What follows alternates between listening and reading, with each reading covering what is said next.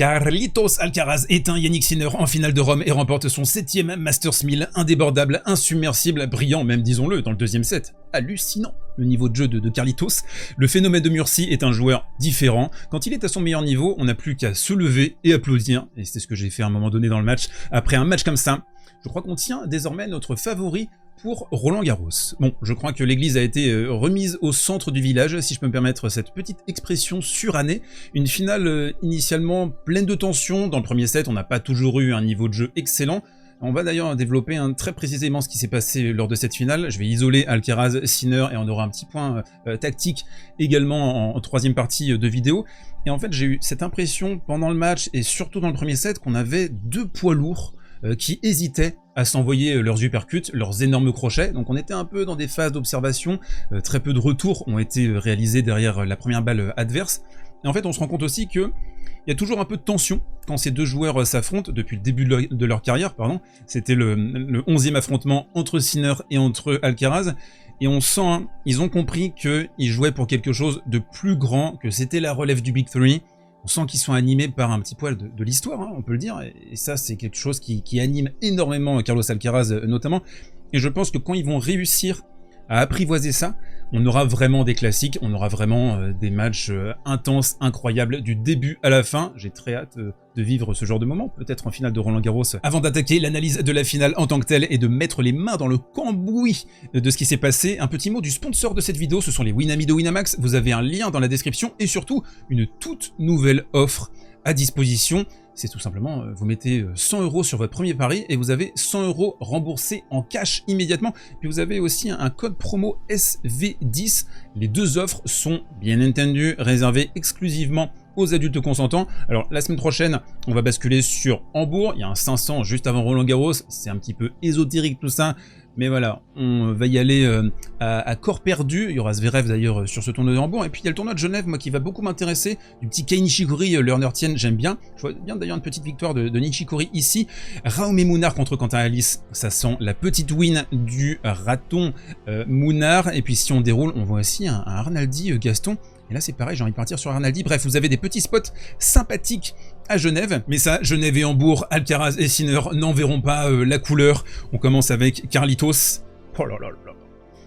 Voilà, concentration laser du début à la fin de cette finale. Je ne l'ai pas vu comme ça depuis le début de la saison. Je ne l'ai pas vu comme ça depuis des mois et des mois. C'était quoi ce Carlos Alcaraz? Où il était passé? Alors il fait pas un match extraordinaire du début à la fin. C'était pas un niveau de jeu colossal du début à la fin. Le deuxième set quand même, on va dire les choses, énorme. Niveau de jeu énorme de sa part. Et c'est évident qu'il est galvanisé quand il voit Sinner en face. C'est évident, il en a besoin. Il l'a dit déjà. J'ai besoin de Sinner. C'est lui qui va me tirer vers le haut. Il a besoin de ça en fait fondamentalement. Il se fait chier sinon contre le tout venant du circuit. Contre les joueurs 50e, 70e. Il n'arrive pas toujours à se motiver. Il n'arrive pas à garder son flux.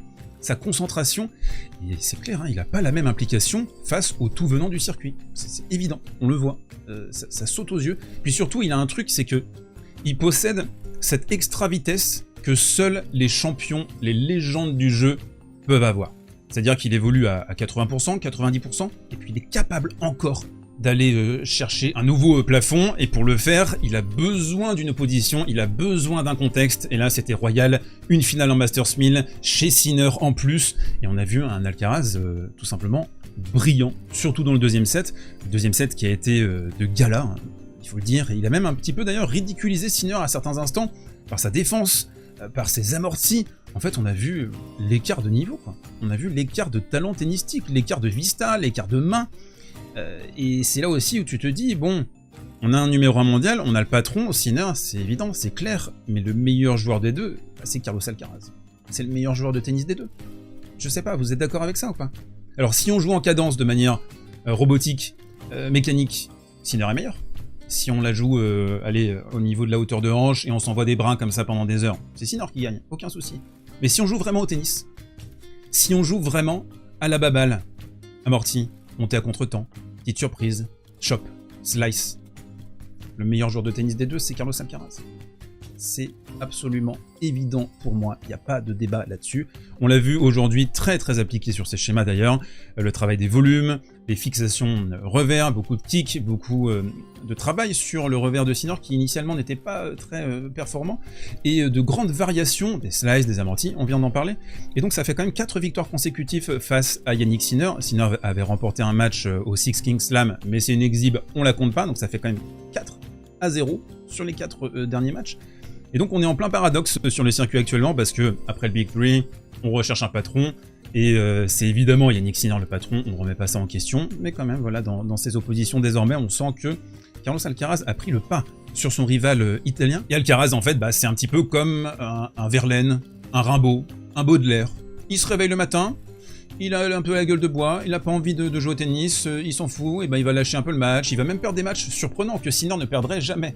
Parce qu'il est comme ça, en fait. Parfois, il n'a pas envie, parfois, il n'est pas inspiré.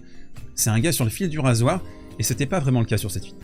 On enchaîne avec Yannick Sinner. Alors, quand même, il faut qu'on en reparle. 2 balles de 7 à 6-5 dans la première manche. S'il les fait, mais en même temps, si ma tante en avait, ce serait mon oncle, le combat aurait été différent. Je pense que si on bascule à un 7-0 pour Sinner, Alcaraz, il peut éventuellement queener à ce moment-là. Je trouve aussi que Sinner, sur la finale, il a quand même dégagé pas mal de tension. Je ne sais pas si vous avez relevé ça aussi.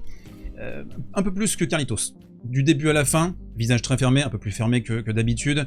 Je l'ai trouvé un peu crispé, comme si en fait il s'était pris une espèce de mur de compétition en face, et que après 3 mois de suspension, il n'était pas capable en fait d'assumer ce niveau-là, de le tenir sur la distance. Si on doit parler avec un peu plus de précision, je l'ai pas trouvé assez dangereux au retour, hein, même si à un moment donné, sur la fin du premier set notamment, les petits services kickés sur le revers, la côté avantage, ça commençait à être un petit peu téléphoné, mais Alcaraz il a très bien servi sur des moments importants, au début du tie-break avec 2 aces, même s'il fait une double faute aussi dans le tie-break. Et on l'a vu, hein, Sinner, peu à l'aise avec les variations de volume, le tennis disruptif d'Alcaraz, dans des conditions en plus terre battue, et il s'est souvent retrouvé à jouer des coups en arrière, au-dessus de la ligne d'épaule. En fait, Alcaraz il lui a fait une petite cuisine à feu doux sur cette finale. Alors il a pris la vague, et il a même en fait été incapable de déborder Alcaraz dans le deuxième set, qui nous a fait des transitions de l'espace très régulièrement. On va pas non plus jeter le bébé avec l'eau du bain. Ouais, c'est une spéciale hein, ce soir, là je vous fais toutes les expressions pourries de la langue française.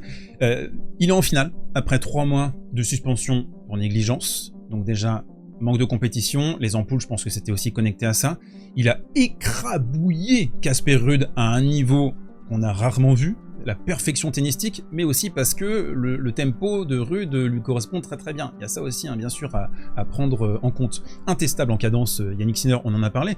Il a pris des heures sur le court avant Roland Garros aussi, ça c'est bien, il est allé au bout du tournoi, même si ça se termine un petit peu en queue de poisson. Il a envoyé un message au circuit contre Casper Ruud. D'ailleurs, Alcaraz en avait parlé après sa demi-finale contre Musetti. Il a dit ouais, j'ai vu la perf, j'ai vu ce qui s'est passé. Et pour la santé du circuit, ça c'est mon avis perso, pareil, je sais pas si vous le partagez, je pense que ça aurait été un léger camouflet de voir un gars qui revient de 3 mois de suspension s'envoyer un Masters 1000 immédiatement dès son retour. Alcaraz avait quand même beaucoup plus le vent dans le dos, donc si on doit résumer, ça reste quand même une semaine très positive, je trouve, pour Sinner, et il sera le deuxième favori à Roland Garros. Alors on se fait quelques petites palettes tactiques avant de se terminer sur cette finale de Rome. Et d'abord, donc on en a parlé évidemment là ces dernières minutes, je voulais revenir sur le travail des volumes d'Alcaraz qui a fait toute la différence dans cette finale. Pour lui, c'était absolument impensable de jouer Sinner en cadence au niveau de la hanche. Alors il a beaucoup travaillé les zones basses, les slices, les amortis aussi pour attirer Sinner au filet, surtout dans le deuxième set.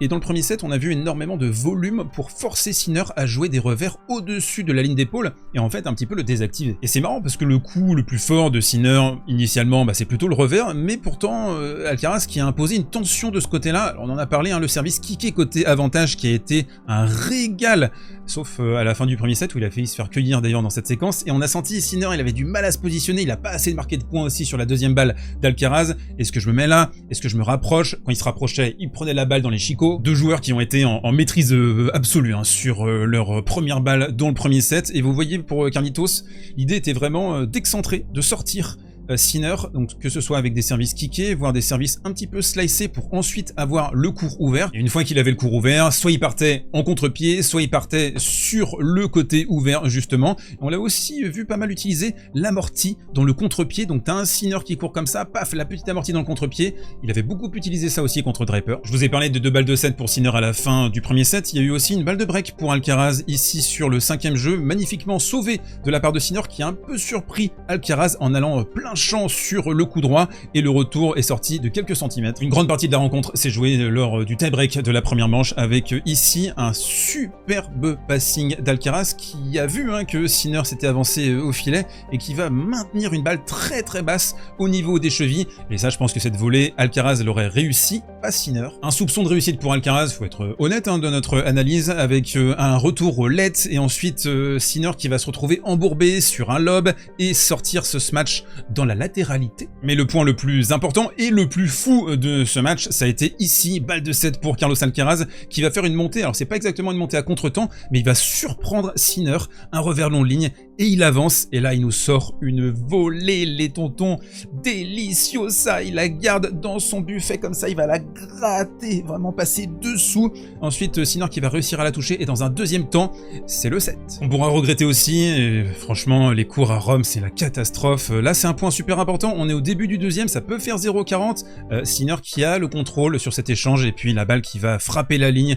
puis c'est une balle rebondissante ensuite qui est impossible à contrôler, et Alcaraz qui tient ce jeu, et qui va breaker d'ailleurs après. Alors on a vu cette semaine aussi à quel point Sinner, quand il est désaxé sur son coup droit, il a tendance à exploser, ça on l'a vu contre Paul aussi, et Alcaraz qui, sur le break là, il a une qualité de frappe, franchement, le son il est parfait, il centre tout, il y a une longueur qui est terrifiante, il désaxe Sinner. Le deuxième set c'est une branlada, que des coups différents, des slices, des coups ultra bombés, des mini moonballs, là, paf, la petite amortie, vous voyez dans cette course là qui est super difficile, pareil ça il en avait usé et surabusé contre Draper. Et on a tout eu du coup dans cette deuxième manche avec des transitions, des amortis, en fait on a vu l'écart de niveau du moment, attention ça ne présage en rien de ce qu'on va voir à Roland-Garros et sur les mois suivants. Je pense encore que sur dur, Yannick Sinner est un joueur plus performant, pas meilleur, plus performant que Carlos Alcaraz. Et là, défense, transition, il lui a tout fait, il lui a fait tout simplement des bisous dans le cou. C'est terminé pour ce débrief à chaud de Rome, j'espère que ça t'a plu mon très cher coach, n'hésite pas à me le faire savoir dans les commentaires, à lâcher ton plus beau pouce également, c'est super important, à t'abonner à cette chaîne,